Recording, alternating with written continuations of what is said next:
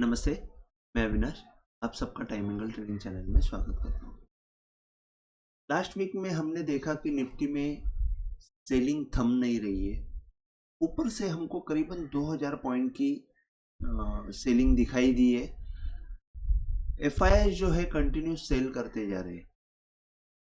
तो ऐसे में क्या हम निफ्टी में बाउंस बैक एक्सपेक्ट कर सकते हैं? क्या निफ्टी में यहाँ पे कहीं पे भी सपोर्ट नहीं है?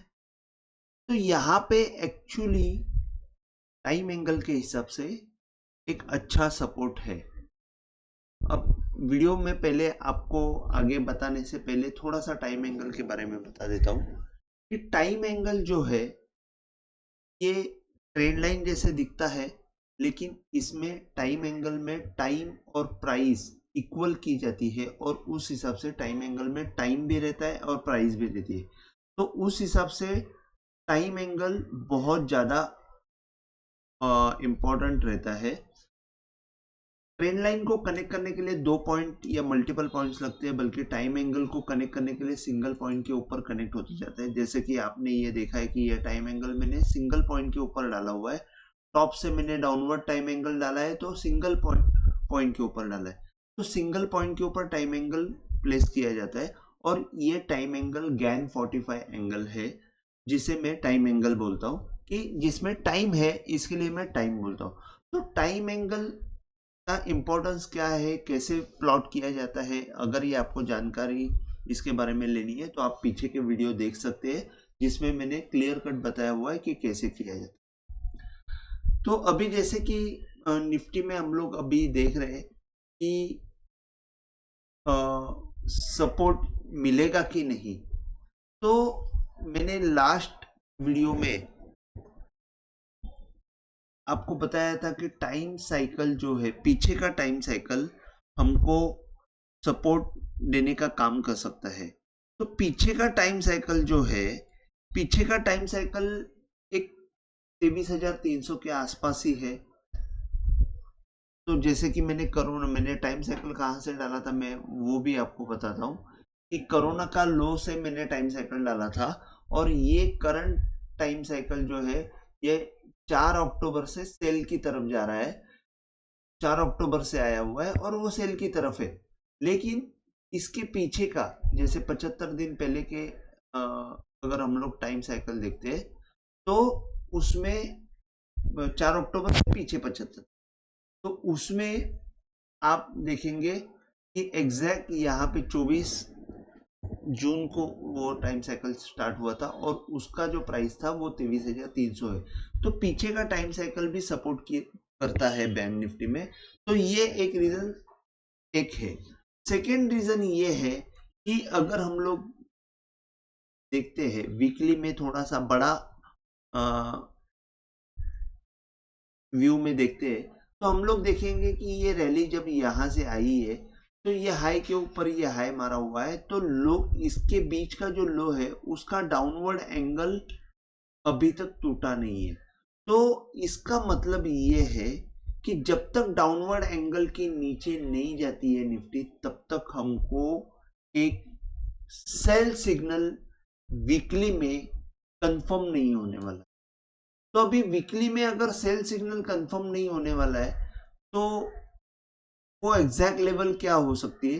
तो डेली में हम लोग अगर देखते हैं तो वो डाउनवर्ड एंगल जो मैंने लो से डाला हुआ है वो डाउनवर्ड एंगल 23,200 300 इसके आसपास है। अगर यहां से निफ्टी ने बाउंस बैक नहीं लिया तो निफ्टी में एक अच्छा खासा सेल सिग्नल जनरेट होगा जो वीकली में हो जाएगा और वीकली में टाइम एंगल अगर सेल हो जाता है तो फिर हमको एक लंबे समय के लिए मंदी का सामना करना पड़ेगा, जो मेरे हिसाब से मुझे ऐसे लग रहा है कि यहां से निफ्टी शायद सपोर्ट ले सकती है 23,200 का मैक्सिमम जो है पेन। मुझे अभी फिलहाल लग रहा है कि 23,200 तक एक पेन आएगा और 23,200 से आप देख सकते हो कि अगर ऊपर की अपमूव आती है फास्ट तो हम 24,500 तक जा सकती है। फिर टाइम बीइंग के लिए हम लोग यहाँ पे रुक सकते हैं। तो निफ्टी में सेल सिग्नल आने के लिए 23,200 के नीचे अगर क्लोजिंग आती है तो निफ्टी में वीकली चार्ट में सेल सिग्नल आएगा। डेली में तो पहले ही आया हुआ है ऊपर की तरफ, लेकिन वीकली की बात कर रहा हूं। तो वीकली में सेल सिग्नल आएगा और फिर यहां से हमको ज्यादा पेन दिखाई सकता है। फिर हम लोग 20,500 से 21,300 ये लेवल देख सकते हैं अगर 23,200 के नीचे क्लोजिंग आती है तो। अभी यहाँ पे मैंने आपको बता दिया कि क्लोजिंग आती है तो वो हो जाता है। अभी थोड़ा सा जैसे ये इलेक्शन का लो था, वहां से मैंने ये अपवर्ड टाइम एंगल डाला है, वो भी सपोर्ट देने वाला है। वो सपोर्ट आपको 22,500 में दिखाई देगा। अभी मैं थोड़ा सा बड़ा पिक्चर में आपको लेके जाता हूं कि यहां से देखिए ये जो लेवल है तो एक मिनट,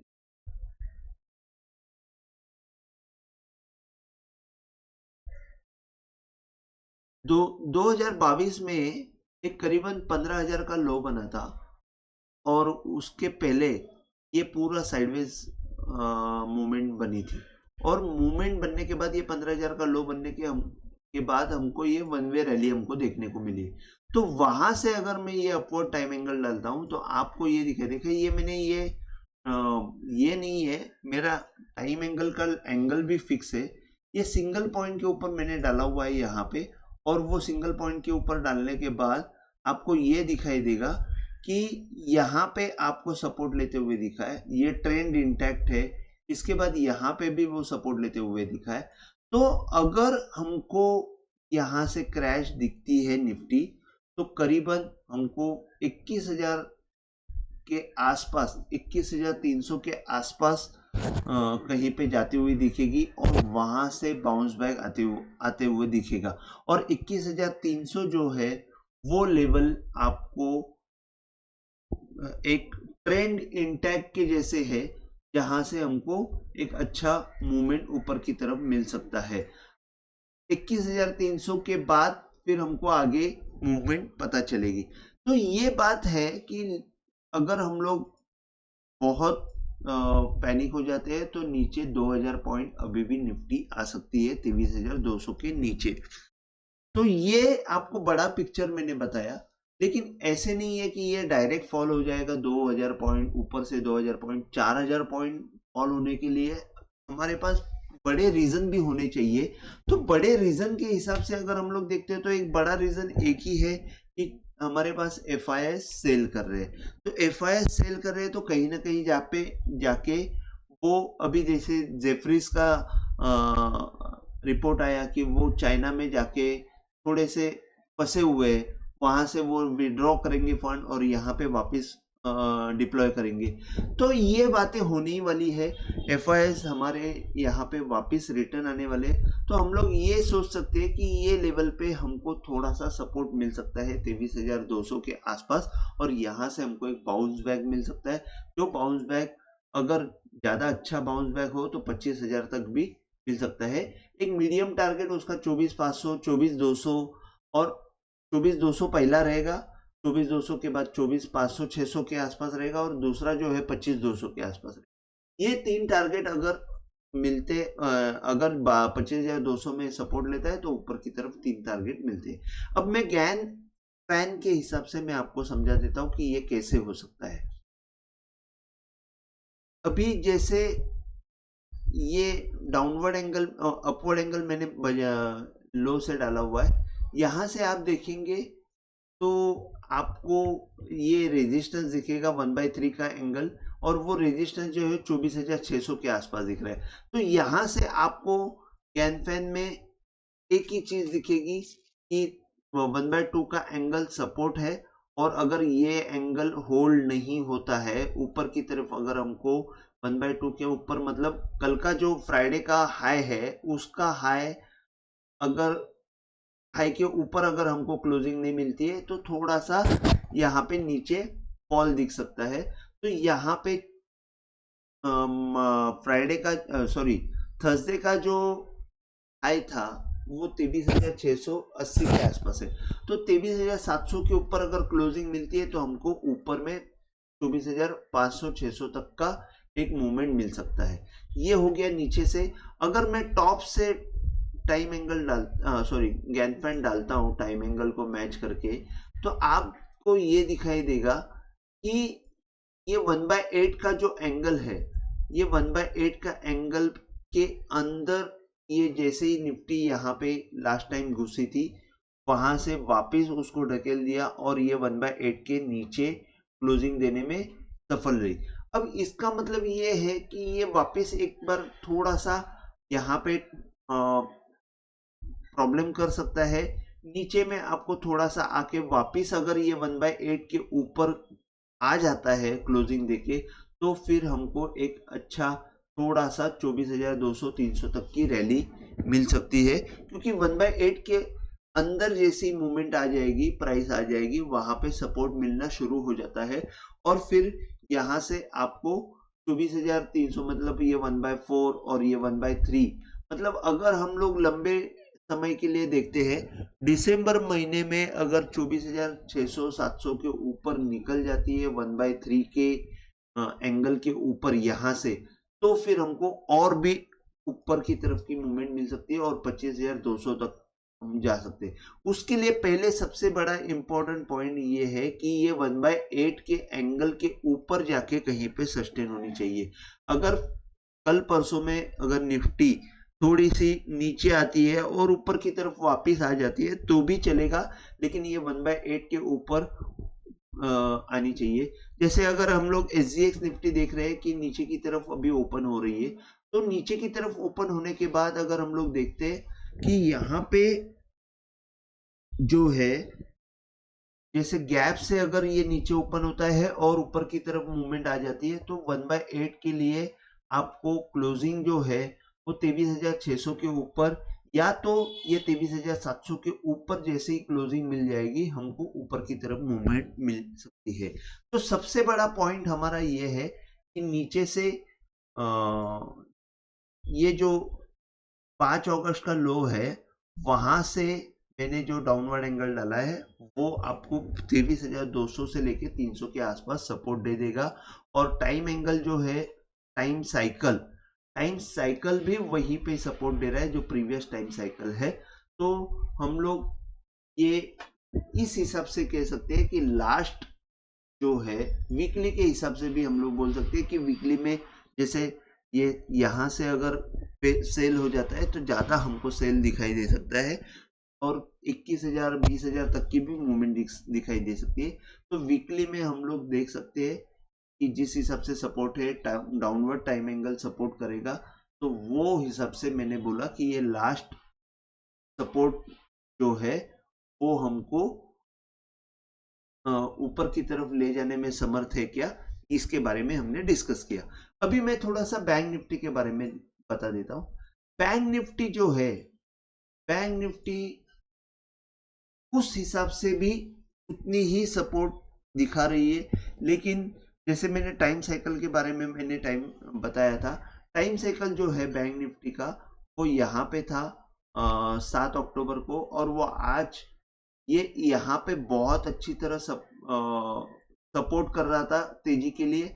लेकिन जैसे कि ये वेडनेसडे की मूवमेंट आ गई, वो नीचे की तरफ टाइम साइकिल की नीचे क्लोजिंग दी है और यहाँ पे उसके बाद वो क्लोजिंग अभी तक वो बार को नीचे उसने ब्रेक नहीं किया हुआ है।